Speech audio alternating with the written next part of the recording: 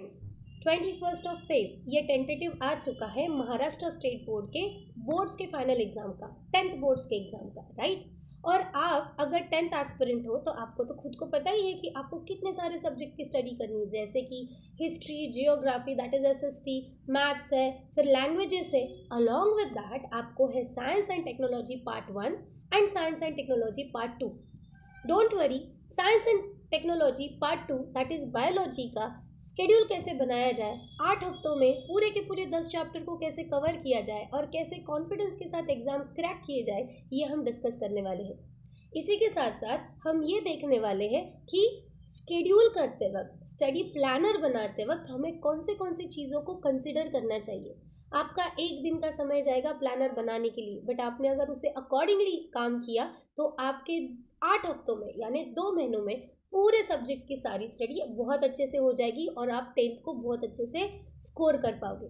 So welcome to the channel science of life, myself Ashwini Jain Kaur, और बढ़ते हैं with the study planner for the 10th standard board science and technology part 2 that is biology. So पहले तो हम ये जान के लेंगे कि स्टडी प्लानर बनाने के लिए हमें एग्जैक्टली करना क्या होता है। चाहे आप कोई भी सब्जेक्ट चूज करो, चाहे आप चूज करो बायोलॉजी या साइंस 1 या मैथ्स, आपको ये पता होना चाहिए कि exactly what is the syllabus. Fortunately जो बोर्ड्स के एग्जाम होते हैं उसके लिए एक स्पेसिफिक बुक होती है और उसी बुक के सिलेबस को आपको प्रेफर करना पड़ता है, रेफर करना पड़ता है, राइट। तो आपको थरोली ये जान के लेना है कि सिलेबस क्या है। आप इतने दिनों से पढ़ रहे हो तो आपको सिलेबस तो ऑफकोर्स पता ही होगा। जैसे बायोलॉजी में 10 चैप्टर है, right, starting from the heredity and evolution to the disaster management. Okay, उसके बाद में आपको ये जानना जरूरी है कि हर चैप्टर का कितना वेटेज है, यानी कि हर चैप्टर में से कितने मार्क्स के क्वेश्चंस आने की प्रोबेबिलिटी होती है। इसमें 2 तरीके के वेटेज हमें दिखते हैं, एक विदाउट ऑप्शन और एक विथ ऑप्शन। देखो, आपके बोर्ड का पैटर्न ये है कि अगर आपको लॉन्ग क्वेश्चंस पूछे जाते हैं तो अगर 4 क्वेश्चंस दिए तो एनी 2 सॉल्व करने होते हैं, मतलब 2 एक्स्ट्रा क्वेश्चन होते हैं। तो विद ऑप्शन कितना वेटेज उस चैप्टर को जा रहा है और विदाउट ऑप्शन उस चैप्टर को कितना वेटेज जा रहा है, ये आपको पता होना चाहिए। इससे क्या होता है, इससे जब हम फाइनल स्टडी कर रहे हैं, जो एग्जाम के लिए प्रिपरेशन हम कर रहे हैं, उस प्रिपरेशन पर हम उस चैप्टर को उतना वेटेज देंगे जितना वेटेज उसको एग्जामिनेशन में है। जैसे मान लेते हैं किसी चैप्टर का 7 मार्क का वेटेज है और किसी चैप्टर का 3 ही मार्क का वेटेज है, तो आप किस पे ज़्यादा ध्यान दोगे, किसके कंसेप्ट ज़्यादा ध्यान में रखोगे, जिसे 7 मार्क का वेटेज दिया हुआ है उसे, राइट। तो हमें ये जानना ज़रूरी है कि what is the overview syllabus और चैप्टर वाइज वेटेज क्या है। चैप्टर वाइज वेटेज की जो लिंक है, पीडीएफ है, उसकी लिंक मैंने डिस्क्रिप्शन में ऐड कर दी है, आप उससे जाकर देख सकते हो कि आपके 10th बोर्ड के साइंस 2 के यानी बायोलॉजी के हर एक चैप्टर को with option and without option कितना वेटेज दिया गया है। इसका एक अलग से वीडियो भी है जिसमें हमने ये दिखाया है कि हर एक चैप्टर में कितने मार्क्स है with option and without option और कौन से टॉपिक उस चैप्टर से ज़्यादा इंपॉर्टेंट है। फॉर एग्जाम्पल अगर हम बात करें very first chapter that is heredity and evolution, तो उसमें about the evidences of evolution and speciation पर ज़्यादा क्वेश्चन आए हैं।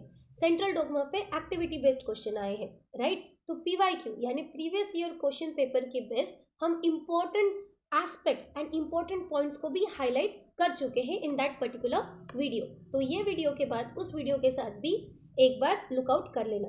अब आगे जाते हैं ये देखने के लिए कि हमें दूसरी चीज़ें क्या करनी है टू अंडरस्टैंड कि स्केड्यूल कैसे बनाना है। देखो, जब भी आप स्केड्यूलिंग कर रहे हो कि 2 घंटे पढ़ना है फिजिक्स, 1 घंटा पढ़ना है, 1 घंटा मैथ्स पढ़ना है, तो ध्यान दो की कंसेप्ट पे।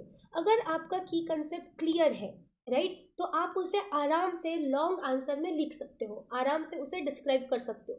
बट अगर आपको आइडियाज़ ही नहीं है, उसके प्रिंसिपल्स ही नहीं पता है, तो आप उसमें क्या ही लिखोगे। इस वजह से जब आप सीख चुके थे, जब आपके क्लासेस में, स्कूल्स में जब वो चैप्टर को सिखाया गया था, तो जो आपने नोट्स बनाए हैं उस नोट्स को ध्यान से पढ़ें। अगर आपके पास नोट्स नहीं है तो मेक श्योर कि आप बुक में पढ़ते वक्त प्रॉपर नोट्स प्रिपेयर कर रहे हो। ये ध्यान में रखना, किसी भी चैप्टर की रीडिंग कम से कम 4 बार होनी चाहिए। फर्स्ट टाइम में ही आपको हाईलाइट नहीं करना है। फर्स्ट रीडिंग एक रैंडम रीडिंग होनी चाहिए। सेकेंड रीडिंग सीरियस रीडिंग है कि जिसमें आप पूरा पूरा ध्यान दे रहे हो कि क्या उसमें कॉन्सेप्ट दी गई है। थर्ड रीडिंग के वक्त आपको हाईलाइट करना है कि कौन से पॉइंट इंपॉर्टेंट लग रहे हैं। और फोर्थ रीडिंग में आपको क्या करना है, की नोट्स बनाने, की कंसेप्ट को हाईलाइट करना है। इससे क्या होगा, हर चैप्टर आपके आंखों के नीचे से 4 बार जाएगा, और उसी के साथ साथ इसके साथ आपको क्या बेनिफिट मिलेगा कि कहीं ना कहीं back of the mind, unconscious mind में या सबकॉन्शियस माइंड में वो चीज़ें आपकी सेट हो जाएगी और वो आपको हेल्प करेगी ड्यूरिंग द आंसरिंग। तो की कंसेप्ट ध्यान दीजिए, चाहे फिर वो बायोलॉजी हो या कोई और सब्जेक्ट। नेक्स्ट आता है टाइम मैनेजमेंट।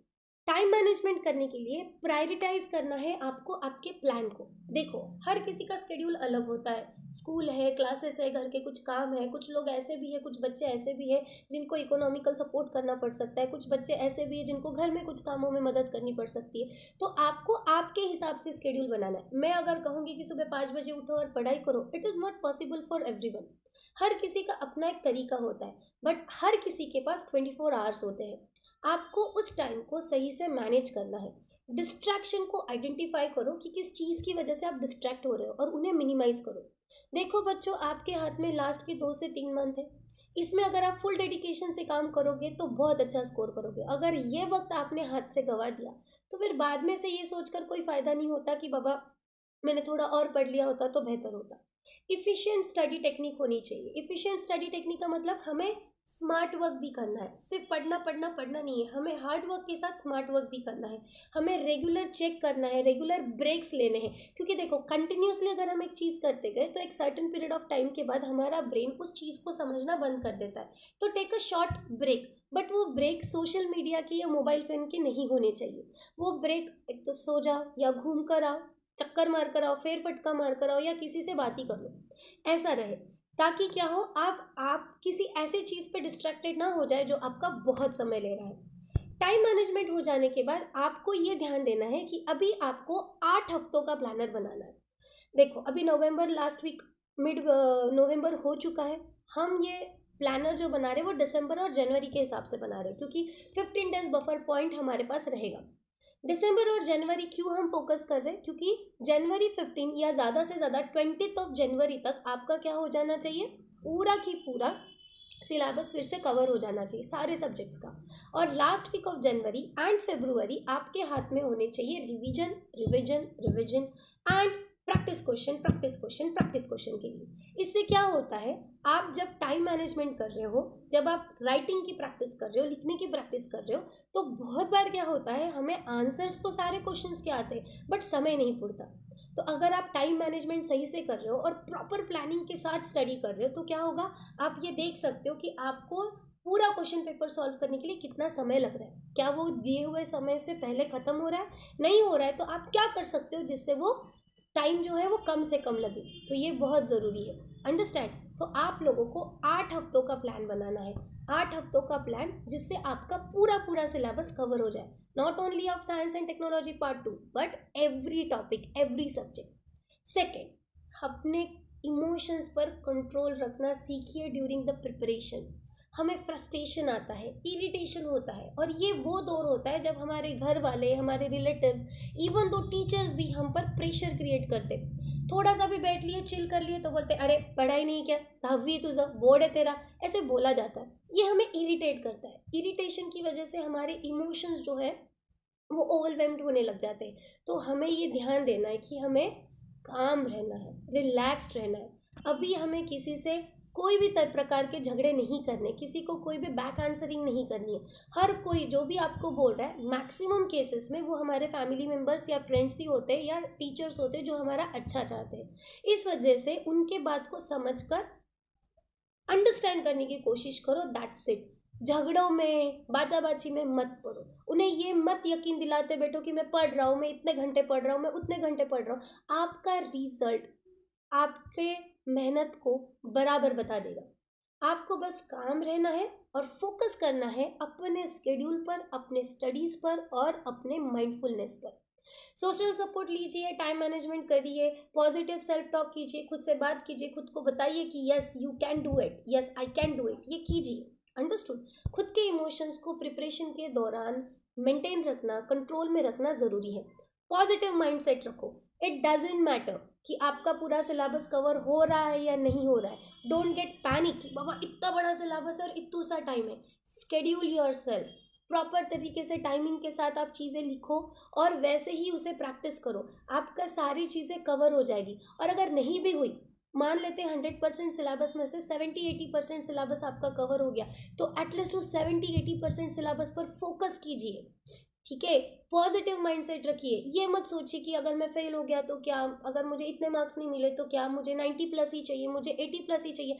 अभी ये बातें सोचने का वक्त नहीं, अभी वक्त है एक्शन का, राइट। तो इन सारी चीज़ों को साइड में रखिए, डिप्रेशन जैसी चीज़ों में मत जाइए, प्रेशर मत लीजिए, चीज़ों को एंजॉय कीजिए, आप इस जर्नी को एंजॉय कीजिए। कुछ समय के बाद आपको ये हेल्प करेगा, ये यादें आपको बहुत ज़्यादा मोटिवेट करेगी कि नहीं, ऐसे समय पे भी हमने ये किया है।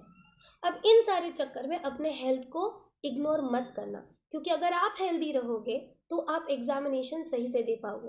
आपने बहुत मेहनत से पढ़ाई की, दिन रात जाग कर पढ़ाई की, सोए नहीं, पानी नहीं पिया ढंग से, खाना नहीं खाया ढंग से, और एग्जाम के टाइम पे ही बीमार पड़ गए, तो इतनी मेहनत किया हुआ, इतना नॉलेज लिया हुआ, क्या आप उसका आउटपुट दे पाओगे? बिल्कुल भी नहीं। So take care of your health, proper nutrition diet रखिए, एडिक्वेट रेस्ट लीजिए। मैं ये नहीं बोल रही हूँ कि 10-12 घंटे सोइए, बट कम से कम 6 से 8 घंटे की नींद पूरी कीजिए। हो सके तो 15 मिनट्स का पावर नैप दिन में भी लीजिए, ताकि आपका माइंड जो है वो एकदम से चार्ज हो जाए और फिर से सारा काम फ्रेश मूड के साथ कर सके। तो हेल्थ को इग्नोर मत कीजिए। प्रॉपर फूड एंड रेस्ट, ये हमारे सक्सेस के लिए भी बहुत ज़्यादा इंपॉर्टेंट है, क्योंकि जब हम प्रॉपर खाना खाएंगे, proper food I am talking, not fast food, okay, और प्रॉपर रेस्ट लेंगे तो हमारा माइंड जो है वो काम करने के लिए तैयार रहेगा। अगर आप अपने दिमाग को 22-22, 23-23 घंटे जगा के रखोगे, उसको रेस्ट नहीं दोगे, हमेशा कुछ ना कुछ फिर उसमें करते जाओगे, तो उसकी एनालाइजिंग की कैपेसिटी खो देगा और सही से चीज़ों को मैनेज नहीं कर पाएगा, और आप इससे ज़्यादा इरिटेटेड हो जाओगे कि मैं इतना पढ़ रहा हूँ फिर भी याद नहीं आता। तो take a rest, take a break. आपको जंग पे नहीं जाना है, एग्जामिनेशन के लिए जाना है, और एग्जामिनेशन एक जंग से कम नहीं होती, मुझे पता है, बट प्रिपरेशन आपको माइंड के साथ करना है, तो माइंड का रेस्ट होना, उसका सही होना ज़रूरी है। तो keep this in mind. Along with that, be hydrated. मुझे पता है अभी मौसम सर्द है, पानी ज़्यादा पिया जाता नहीं है, बट हमें रिफ्रेश रहने के लिए डिहाइड्रेशन को अवॉइड करना पड़ेगा। हाइड्रेटेड रहो, keep a water bottle with you always. हमेशा सिप सिप करके पानी पियो, थोड़ा थोड़ा पानी पियो। पूरे दिन में कम से कम 8 ग्लास आपने पानी पीना ही चाहिए। इट डजेंट मैटर आप कोई ऐसा काम कर रहे हो या नहीं, आप एक ही जगह बैठ रहे हो और लिख रहे हो, फिर भी your body needs water. You getting this? यहाँ पर एक बात ध्यान में रखो, आप फिजिकल वर्क ज़्यादा नहीं कर रहे हो, मेंटल वर्क कर रहे हो, इसलिए फूड बहुत ज़्यादा कंज्यूम मत कीजिए। बहुत ज़्यादा खाना खाओगे तो आपको सुस्ती चढ़ेगी और आपका फोकस नहीं लगेगा। इसका मतलब ये भी नहीं कि बहुत कम खाना नहीं खाना है, आपको आइडियली जो कहा जाता है कि 70-80% स्टमक फील करना है, वैसे ही करना है। हर 20 से 25 मिनट के बाद में एक चक्कर मार के आओ, एक ब्रेक ले लो। क्यों? क्योंकि आपकी बॉडी जो एक जगह पे ही बैठी हुई है, एक पर्टिकुलर पोजीशन में ही बैठी हुई है, उससे रिलैक्सेशन हो जाएगा। वो बोलते हैं ना, पाए मुकड़े करा। तो बहुत देर से बैठे हुए तो थोड़ा सा एक चक्कर घूम कर आओ, आप माइंड से भी फ्रेश हो जाओगे और बॉडी से भी फ्रेश हो जाओगे, और आपका फोकस बना रहेगा। ये ध्यान रखना, किसी भी सक्सेस के लिए 3C एंड 3D बहुत ज़रूरी है। Clarity, concentration and consistency, determination, dedication and discipline. Discipline का मतलब ये नहीं होता है कि सावधान करके रहो। डिसिप्लिन का मतलब होता है कि हम हमारे स्केड्यूल के हिसाब से जो हमने डिसाइड किया है, जैसे हमने डिसाइड किया है, उसे फॉलो करें। हर रोज़ वो करना है, हर रोज़ आपको रूटीन जो आपने सेट किया उसे फॉलो करना है। किसी दिन मन नहीं करता उसी रूटीन को फॉलो करने का, बट फिर भी आपको करना है, बिकॉज एग्जाम्स आर देयर। आपको ये ध्यान देना है कि आपके हाथ में ज़्यादा ही वक्त नहीं है, 2 से 3 मंथ है, बट ये महीने बहुत कम भी नहीं है। This is the adequate amount of time जिसमें आप 10th बोर्ड्स बहुत आसानी से क्या कर सकते हो, क्रैक कर सकते हो। ओके, यहाँ पे हमने देख लिया कि प्लानर बनाने के लिए हमें क्या क्या चीज़ें ध्यान में लेनी चाहिए। रिवीजन स्ट्रैटेजीज क्या रहेगी? रेगुलर रिव्यू करना है, प्रैक्टिस करना है, फ्लैश कार्ड्स या माइंड मैप्स का इस्तेमाल करना है, राइट। एग्जाम प्रिपरेशन टिप्स क्या रहेगी? प्रीवियस ईयर क्वेश्चन पेपर्स आपको प्रैक्टिस करने हैं, जो आपके वीक एरियाज है, जो आपको चीज़ें जल्दी नहीं समझ आती, उस पर फोकस करना है, अपने टाइम को ऑप्टिमाइज करना है, और प्रैक्टिस करना है राइटिंग में, क्योंकि दिमाग में सब है पर लिखना आना चाहिए, तो राइटिंग में प्रैक्टिस करना बहुत ज़्यादा ज़रूरी है। ये बात हो गई ओवरऑल स्टडी प्लानर की। अब हम समझ कर लेंगे कि हमने मतलब साइंस ऑफ लाइफ ने बायोलॉजी के लिए स्पेसिफिकली 8 वीक्स का 8 हफ्तों का क्या प्लान बनाया है। आपके साथ क्विकली मैं वो प्लान अभी शेयर करती हूँ। ये पीडीएफ मैंने जैसे बोला डिस्क्रिप्शन में ऑलरेडी डाल दी है, आप उसमें से भी इसे देख सकते हो, उसकी लिंक डाली हुई है और डिस्क्रिप्शन में डिटेल में भी लिखा हुआ है। इट इज़ नॉट मैंडेटरी कि आप हमने दिया हुआ प्लानर ही फॉलो करें, इट्स अप टू यू। आप उस प्लानर को कंसिडर कर रहे हो तो हमारे लिए बहुत ही अच्छी बात है। आप उसमें अपने हिसाब से चेंजेस भी कर सकते हो, because everyone is having a different set of weak areas. किसी को स्पेशिएशन आसान हो सकता है तो किसी को सेंट्रल डोगमा आसान हो सकता है। You getting this? सो अब हम देखेंगे कि पीडीएफ में कंटेंट क्या है। Okay, so here is the study plan. आप देख सकते हो वीक 1 हेरिडिटी एंड इवोल्यूशन, जिसमें डे 1 में आप Mendel law of inheritance, monohybrid dihybrid crosses और सेक्स डिटर्मिनेशन इसे थोड़ा सा पढ़ लो। अब आपको सवाल अराइज हो रहा होगा कि हेरिडिटी और इवोल्यूशन में ये चीज़ें तो है नहीं, फिर हमें इसे क्यों पढ़ना है। इसके साथ साथ आपको फोकस करना है सेंट्रल डोगमा ऑफ लाइफ पर। ठीक है, इसे फोकस करना है सेंट्रल डोगमा पर। यहाँ पे आपको ट्रांसलेशन ट्रांसक्रिप्शन इसके ऊपर फोकस करना है और इनको सिर्फ ओवरव्यू करना है। ओके, इसके साथ आपको सेकंड इसमें क्या करना है, Darwin's theory, evidences of evolution and speciation. Human evolution यहाँ पर आपको थोड़ा सा प्रैक्टिस करना है उसके डायग्राम्स के बेसिस पर।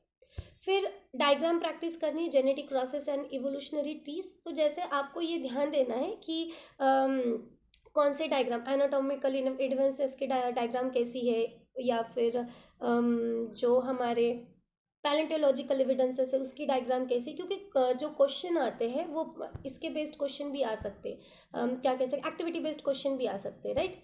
फिर आपको life process in living organism part 1 में मेटाबॉलिज्म हल्का सा समझ के लेना है, बट आपको सेलुलर रेस्पिरेशन जिसमें glycolysis, Krebs cycle, etc, fermentation, इस पे ध्यान देना है। उसके बाद में आपको देखना है कि what are the nutrient components, कहाँ से कौन से न्यूट्रिएंट मिलते हैं, किसका क्या इंपॉर्टेंस है। फिर life process in living organism part 2 में आपको रिप्रोडक्शन के बारे में स्टडी करना है। माइटोसिस एंड मियोसिस ये आप अलॉन्ग विद दिस भी स्टडी कर सकते हो या डिपेंडिंग अपॉन फर्स्ट भी स्टडी कर सकते हो। ठीक है, उसके बाद में इन्वायरमेंटल मैनेजमेंट आता है, फिर टूवर्ड्स ग्रीन एनर्जी। फिर देखो हम सिंपली क्या कह रहे हैं कि जो आपके पूरे 10 चैप्टर है, starting from the heredity and evolution, then life process in living organism part 1, then life process in living organism part 2, then environmental management, then 5th chapter is towards green energy, then the 6th one is classification of animal, then introduction to the microbiology, then cell biology and biotechnology, social health and finally disaster management. तो इसमें से हर इसका अभी ये schedule जो है chapter wise sequence से दिया है। आप क्या कर सकते हो, depending upon your zone of interest कि कौन सा आपको ज़्यादा मुश्किल जाता है। लेट से किसी को सेल बायोलॉजी एंड बायोटेक्नोलॉजी मुश्किल जाता हो या किसी को क्लासिफिकेशन ऑफ एनिमल मुश्किल जाता हो, तो वो शुरुआत में करिए। आप एक बात मेरी ध्यान से सुनिए, क्लासिफिकेशन ऑफ एनिमल ये लास्ट पे ही रखना, चाहे वो आपको आसान जाता है या मुश्किल जाता है। रीज़न क्या है क्लासिफिकेशन ऑफ एनिमल का लास्ट में रखने का, उसमें बहुत सारी चीज़ें जो कॉम्प्लिकेटेड है और मर्ज्ड है, तो वो आपके माइंड में फ्रेशली होनी चाहिए, इसलिए उसको लास्ट इसमें डाल दो।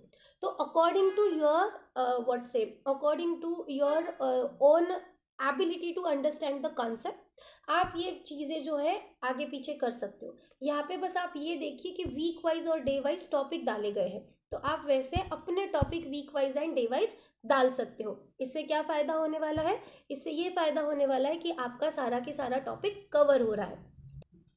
सो पूरा डिटेल वीडियो में बताने से बेहतर है कि आप डिस्क्रिप्शन को रीड करें, उसमें आपको week wise and day wise chapter के कौन से टॉपिक को कैसे लेना है ये लिख कर दिया हुआ है। मैं आपको फिर से सजेस्ट करना चाहूँगी कि जो टॉपिक आपको आसान जाते हैं वो एंड में रखिए, जो आपको बहुत मुश्किल जाते हैं वो पहले ही ठीक से कर लीजिए, और 6 चैप्टर जो है क्लासिफिकेशन ऑफ एनिमल उसे एंड में ही रखिए। मैंने भी डिस्क्रिप्शन में उसे एंड में ही रखा हुआ है। आई होप आपको ये स्टडी प्लानर समझ में आया होगा और यही स्ट्रैटेजी आप बाकी के सब्जेक्ट्स के लिए भी अप्लाई कर सकते हो और आने वाले 8 हफ्तों में यानी 2 महीनों में अपने सारे सिलेबस को आराम से कवर करके एग्जामिनेशन के लिए रेडी हो सकते हो विद द कॉन्फिडेंस। ये मैटर नहीं करता कि आपको एट द एंड कितना परसेंटेज मिला, ये मैटर ज़रूर करता है कि आपने कितनी कोशिश की थी, क्योंकि कोशिश करने वालों की कभी हार नहीं होती। तो आपको आपके हिसाब के परसेंटेज ज़रूर मिलेंगे। Don't get panic. कहीं पे भी आपको ऐसे लग रहा है कि आप बैकफुट पर जा रहे हो या आपको कॉन्फिडेंस नहीं आ रहा है, तो अपने मेंटर से, पेरेंट्स से या दोस्तों से बात कीजिए। Be positive and be happy always. मिलते हैं नेक्स्ट वीडियो ट्यूटोरियल में, जिसमें हम बात कर रहे हैं अबाउट द वेटेज, कि चैप्टर वाइज वेटेज कैसे दिया गया है in the boards, with option and without option. तब तक के लिए be healthy, wealthy, peaceful, study well and yes, study smartly. Bye bye, have a great time ahead.